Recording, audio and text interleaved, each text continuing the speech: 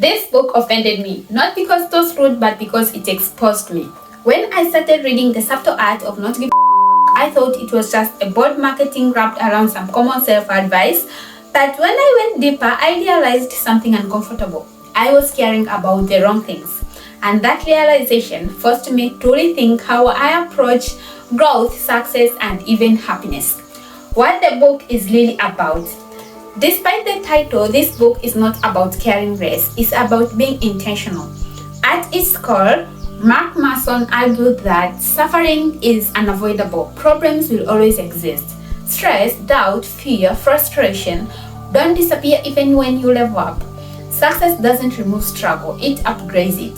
So the question isn't how do I avoid pain? It is what pain is worth choosing, and that's the mature shift. This book challenges the modern obsession with constant happiness. It says happiness doesn't come from avoiding problems, it comes from solving problems that align with your value. And the word value is everything. If you value popularity, you will suffer when attention fades. If you value validation, you will suffer when someone criticizes you. If you value comfort, you will suffer when growth demands discomfort. But if you value growth, truth, discipline, and responsibility, your suffering gains meaning, and that meaning changes everything. Core ideas of the book. You have limited to give. You cannot care about everything. If you care about every comment, every comparison, every opinion, every mistake, you will eventually emotionally exhaust yourself. The book teaches selectivity, not emotional numbness, but emotional discipline, and the difference is powerful. Another idea is the feedback loop from her. This hit me deeply. We don't just feel negative emotions, we judge ourselves for feeling them. Okay, you feel anxious, you feel weak for feeling anxious, then you feel worse. The second layer multiplies suffering. The book teaches acceptance instead of resistance. Feeling doubt doesn't mean you are failing, it means you are human, and maturity begins when you stop fighting your own emotions. The third idea, you are not special. Oh my god, this sounds harsh, but it's freeing. You don't have to be extraordinary at everything. You don't have to impress everyone. You don't have to constantly prove yourself. You can focus, you can choose, and that focus becomes power.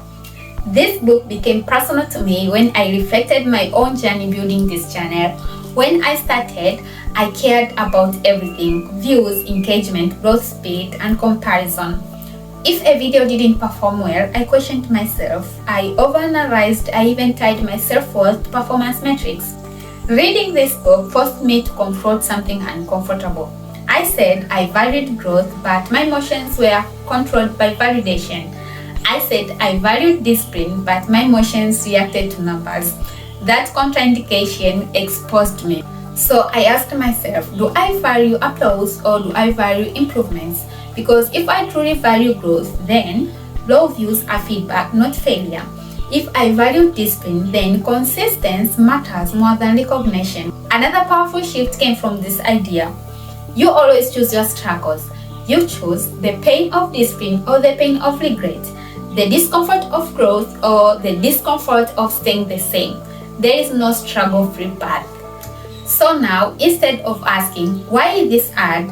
I ask, is this worth choosing? And building something meaningful, even when growth is slow, is a struggle worth choosing. That mindset strengthened me. Now, to be fair, the tone of the book is aggressive on purpose.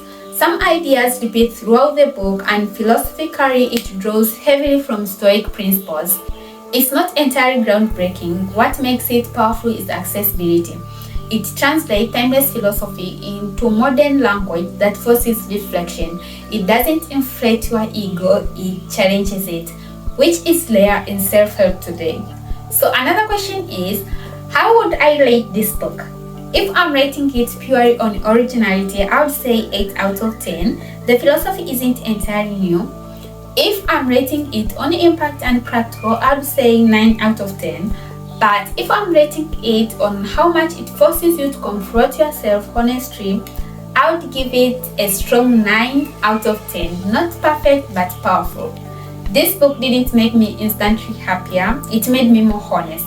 And honesty is more important than temporary motivation, because you have limited attention, and where you place it shapes your life. The subtle art is not about caring less, it's about caring wisely. And learning that might be one of the most important skills we can develop. See you in my next video, and thank you so much for watching. Bye!